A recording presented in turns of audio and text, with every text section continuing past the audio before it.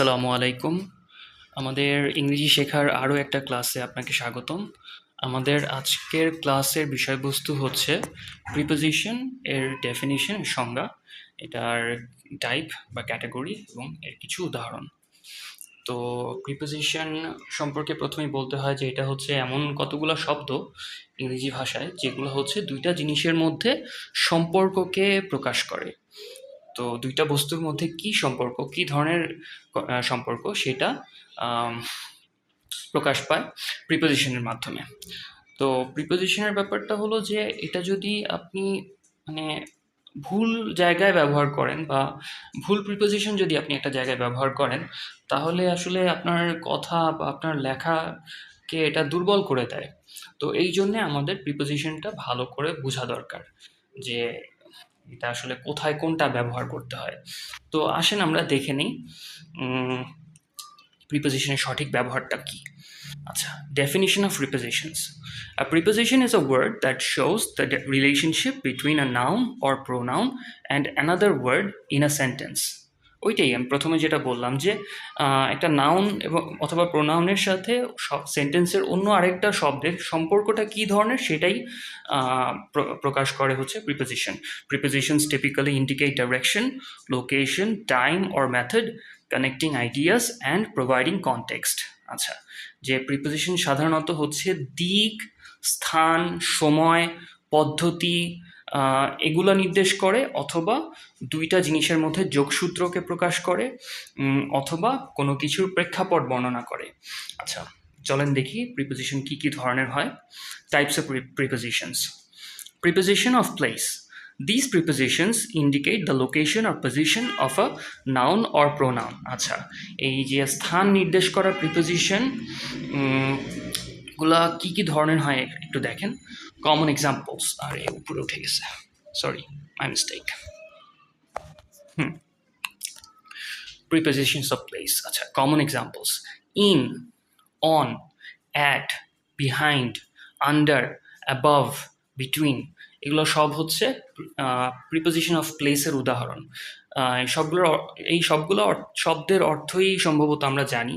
In মানে আমরা জানি ভিতরে, অন হচ্ছে উপরে, অ্যাট হচ্ছে কোনো একটা জায়গায়, একটা লোকেশনে, বিহাইন্ড পিছনে, আন্ডার নিচে, অ্যাবাভ উপরে, বিটুইন হচ্ছে মধ্যে, দুইটা জিনিসের মধ্যে।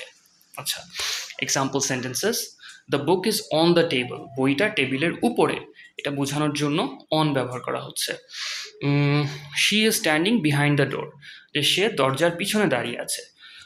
আচ্ছা, এখানে আগের শব্দটাতে অন, আগের সেন্টেন্সটাতে অন হচ্ছে প্রিপোজিশন, আর এখানে বিহাইন্ড হচ্ছে প্রিপোজিশন, কারণ এই বিহাইন্ড শব্দটা ওই ব্যক্তির আপনার অবস্থান, লোকেশন নির্দেশ করতেছে। আচ্ছা, prepositions of time, পরের ক্যাটাগরি।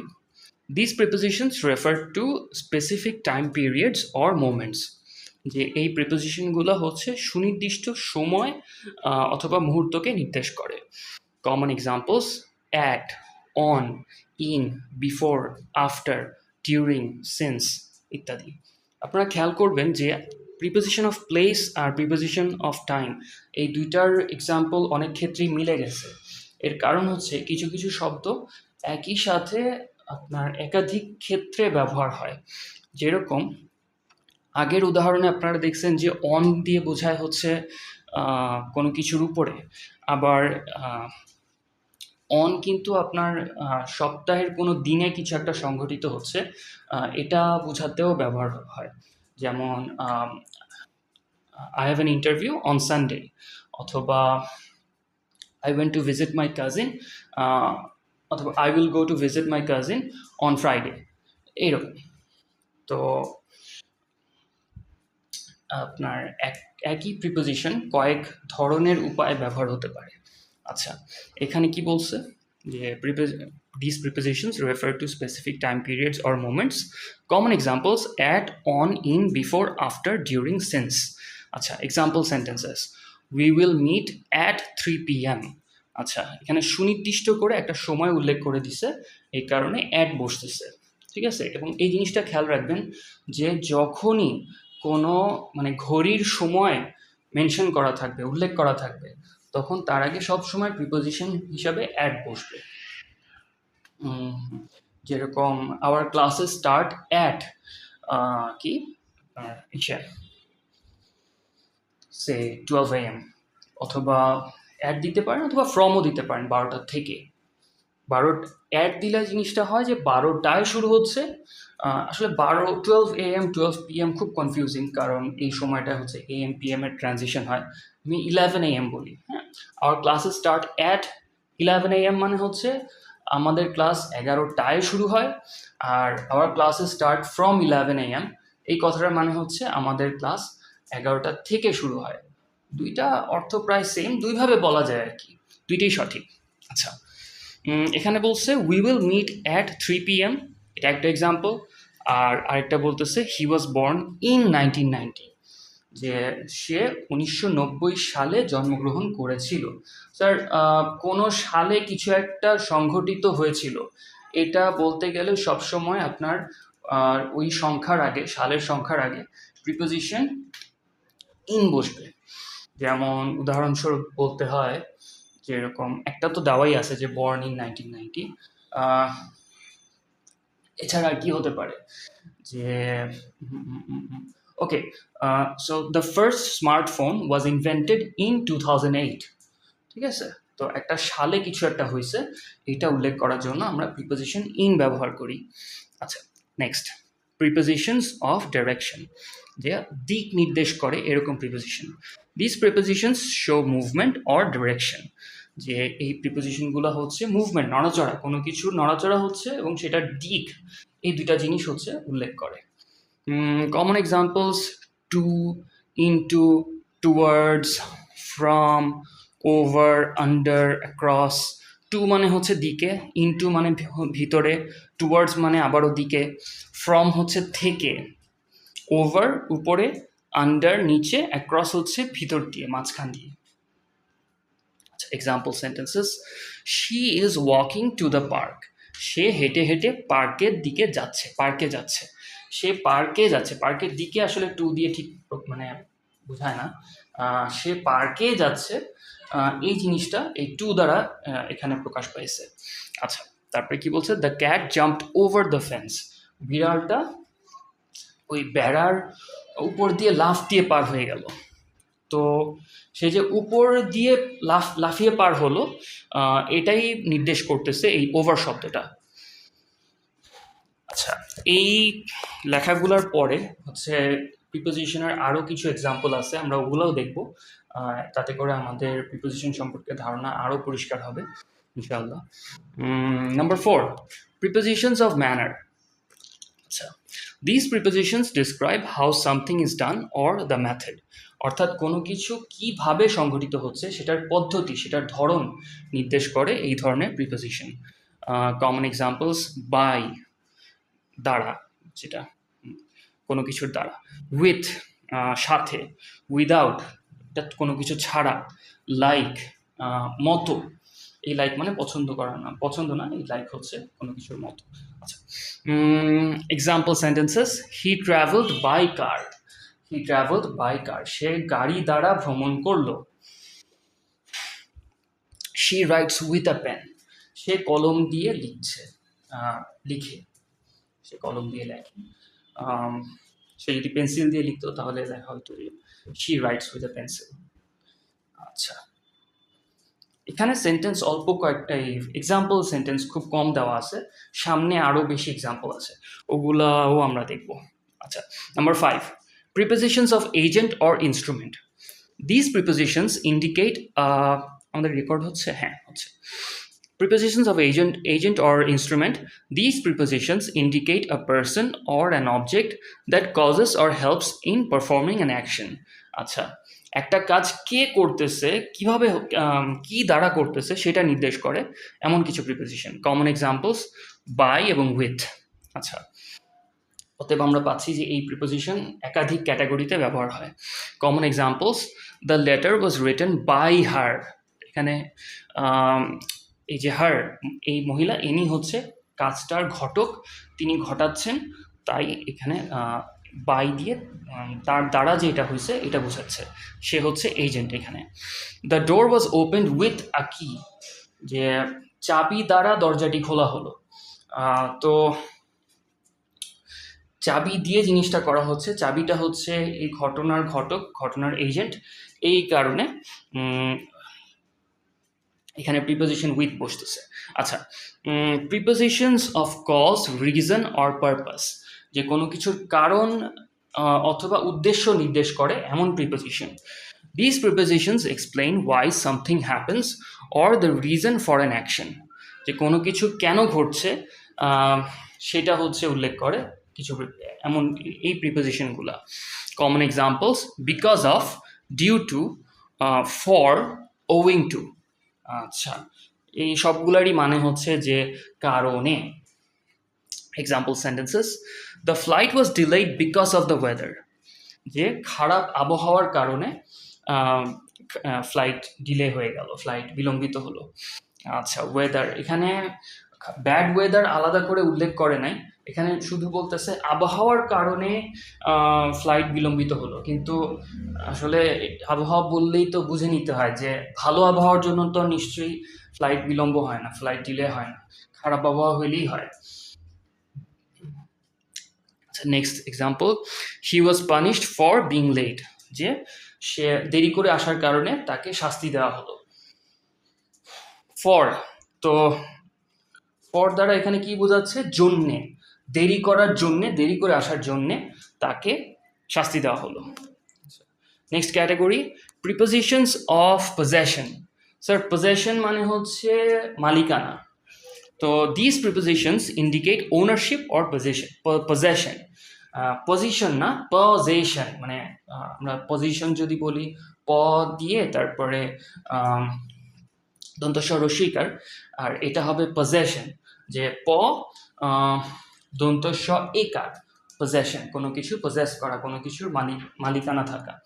আচ্ছা, this prepositions indicate ownership or possession, কোনো কিছুর মালিকানা বোঝাতে এই প্রিপোজিশনগুলো ব্যবহার হয়। Common examples: of, with. আচ্ছা, এগুলো কিন্তু সব প্রিপোজিশন না এই ক্যাটাগরি, এখানে শুধু সবচেয়ে কমন যেগুলো সেগুলা তুলে আনা হচ্ছে। এছাড়া ইংরেজি ভাষায় আরও মানে অজস্র প্রিপোজিশন আছে, এগুলো সবগুলো এত বেশি ব্যবহারও হয় না, তবে এখানে ওই যে বললাম যে সবচেয়ে বেশি যেগুলা সামনে আসে ওগুলা এখানে মেনশন করা হচ্ছে। Example sentences: the cover of the book is red, যে বইটার, অফ দ্বারা হচ্ছে বোঝাচ্ছে বইটার কভার লাল, এই যে বইটা, তারপরে যে এর আসছে, এই এর কথাটা অফ দ্বারা এখানে নির্দেশ করতেছে। আচ্ছা, the cover of the book is red, the man with the hat is my uncle. আচ্ছা, ওই যে টুপি পরা লোকটা, যে লোকটার টুপি আছে সে হচ্ছে আমার আঙ্কেল। তো উইথ, এই লোকটার সাথে টুপি আছে, লোকটার মালিকানায় যে টুপিটা আছে, তো এইটা বোঝাতে উইথ শব্দটা ব্যবহার করা হচ্ছে। এই উইথ কথাটা একটা প্রিপোজিশন অফ পজেশন। আসলে এই যে কোনটা কোন ক্যাটাগরির প্রিপোজিশন, এইটা আপনাকে কথার মাঝখানে আপনাকে থামায় কেউ জিজ্ঞেস করবে না যে এই বলো তুমি যে এই প্রিপোজিশনটা বলছো এটা কোন ক্যাটাগরির প্রিপোজিশন, এগুলো কখনো লাগে না। এগুলো জাস্ট বোঝার স্বার্থে যে প্রিপোজিশন আসলে কোন কোন কাজে ব্যবহার হয়, যাতে করে আমরা জিনিসগুলো বুঝে আমাদের কথা এবং লেখার মধ্যে সঠিকভাবে এগুলো ব্যবহার করতে পারি। এছাড়া আর কোনো কারণ নাই, এগুলো মুখস্থ করা জিনিস না ওইভাবে। আচ্ছা, next category: compound prepositions. These are prepositions that are made up of more than one word, অর্থাৎ কয়েকটা শব্দ মিলে একটা প্রিপোজিশন গঠিত হইলে সেটাকে কম্পাউন্ড প্রিপোজিশন বলে। ডেফিনিশন এভাবে মুখস্থ রাখা লাগবে না, আপনি জাস্ট এক্সাম্পলগুলো খেয়াল করেন। কমন এক্সাম্পলস: অ্যাকর্ডিং টু, অর্থাৎ অ্যাকর্ডিং টু বলে হচ্ছে যে মতে, কারো মতে। বিকজ অফ, কারণে। ইনস্টেড অফ, পরিবর্তে। ইন ফ্রন্ট অফ, সামনে। ইন স্পাইট অফ, সত্ত্বেও। আচ্ছা, example sentences: according to the weather forecast it will rain tomorrow. আচ্ছা, মানে আবহাওয়া পূর্বাভাস অনুসারে, অনুযায়ী, অ্যাকর্ডিং টু, আমি বলছিলাম মতে, কিন্তু এই সেন্টেন্সে এটার অর্থ হয়েছে অনুযায়ী বা অনুসারে, আবহাওয়া পূর্বাভাস অনুসারে ইট উইল রেইন টুমরো, কালকে বৃষ্টি হবে। আর পরের এক্সাম্পলটা হচ্ছে we arrived late because of traffic. আচ্ছা, বিকজ অফ কারণে, আমরা দেরি করে আসলাম বিকজ অফ ট্রাফিক, ওই ট্রাফিকের কারণে। আর এখানে ট্রাফিক বলার মাধ্যমে আসলে একটা কথা উজ্জ্ব রাখা হয়েছে, সেটা হচ্ছে ট্রাফিক জ্যাম বা কনজেশন, যে আমরা ট্রাফিক জ্যামের কারণে হচ্ছে আমাদের দেরি হয়ে গেল। আচ্ছা, usage tips. Prepositions are usually followed by a noun or pronoun. সাধারণত প্রিপোজিশনের ঠিক পরপরই একটা নাউন বা প্রোনাউন বসে, সাধারণত, নট অল দ্য টাইম। এটা সব সময় হবে এরকমটা প্রত্যাশা করেন না, কিন্তু প্রায় ক্ষেত্রেই এটা হয়। Prepositions are usually followed by a noun or pronoun. The object of the preposition, অর্থাৎ ওই প্রিপোজিশনের যে অবজেক্টটা, সে যেই বস্তুর সাথে ওই নাউন বা প্রোনাউনের সম্পর্ক নির্দেশ করবে, সেই অবজেক্টটা ওই কাছাকাছি থাকে নাউনের। আচ্ছা, example, he sat on the chair. Chair is the object of on. আচ্ছা, avoid ending sentences with prepositions when writing formally. এটা হচ্ছে ফর্মাল ইনফর্মাল লেখার বিষয়ের একটা জিনিস, যে ইনফর্মালটা হচ্ছে হু আর ইউ টকিং টু, এই প্রিপোজিশন শেষে দিয়ে দিলে লেখাটা ইনফর্মাল, অর্থাৎ ঘরোয়া কথাবার্তা, যেটা আপনি বন্ধু বান্ধব, আত্মীয় স্বজন, নিকট আত্মীয় এদের মধ্যে বলতে পারবেন, ওই রকম শোনা যায়। আর ফর্মালটা হচ্ছে to whom were you talking, যে আপনি কার সাথে কথা বলছিলেন। তো আমরা দেখি যে বাংলায় হচ্ছে আপনি, আমি, না, কি, তুমি, আপনি, তুই, এই ভ্যারিয়েশনগুলো আছে মানুষকে সম্বোধন করার ক্ষেত্রে। তো এই জিনিসগুলা ইংরেজিতে ঠিক এইভাবে নাই। এমনিতে ইউ দিয়েই কাজ সারা হয়, কিন্তু এর ভিতরেও মানুষকে সম্মান দেখানোর কিছু উপায় থেকে গেছে। তো তার মধ্যে এইটা হচ্ছে একটা, যে কিছু কিছু শব্দ আছে এরকম, বা কিছু কিছু বাক্যের ধরন আছে, সেন্টেন্সের কিছু স্ট্রাকচার, যেগুলো হচ্ছে ওই ফর্মাল সিচুয়েশনে, যে আপনি খুব সম্মানিত কারো প্রেজেন্সে আছেন, কারো উপস্থিতিতে আছেন, এরকম ক্ষেত্রেই শুধু ব্যবহার হয়। তো এখানে যেটা বলতেছে যে কথার শেষে প্রিপোজিশন ইউজ করলে তখন সেই সম্মানবোধক ব্যাপারটা থাকে না। তো ওই ধরনের অতি ফর্মাল যে ইংলিশটা, ওইটা আসলে একটু কঠিনই বলতে হবে। এটা আমরা পরে শিখবো। আগে হচ্ছে যেটা সিম্পল, যেটা একেবারে এভরিডে ইংলিশ, ওইটা আগে রপ্ত করে নিলে আমাদের জন্য ভালো হবে। আর যেটা ফর্মাল সেটা পরে এক সময় আলাদা করে শেখা যাবে। আচ্ছা, in conclusion, prepositions are essential for indicating relationships in time, space, manner, and more, providing clarity and detail to sentences. যে আগের কথাটাই বললো, যে প্রিপোজিশন হচ্ছে সময়, স্থান, ধরন এগুলো নির্দেশ করে। Providing clarity and detail to sentences, যে একটা সেন্টেন্সে এটা আরও বেশি ডিটেল যুক্ত করে, আরও বেশি স্পষ্ট করে একটা মেসেজকে, যে একটা জিনিস যে হচ্ছে সেটা কিভাবে হচ্ছে, কে করতেছে, কেন করতেছে, এই ধরনের ইনফরমেশনগুলা প্রিপোজিশন ওই কথার মধ্যে যুক্ত করে। প্রিপোজিশন না থাকলে এই ইনফরমেশনগুলো আমরা পাইতাম না। আচ্ছা, তারপরে প্রিপোজিশনের বাড়তি কিছু এক্সাম্পল। আচ্ছা, এটা না হয় আমরা আলাদা একটা ভিডিও করব।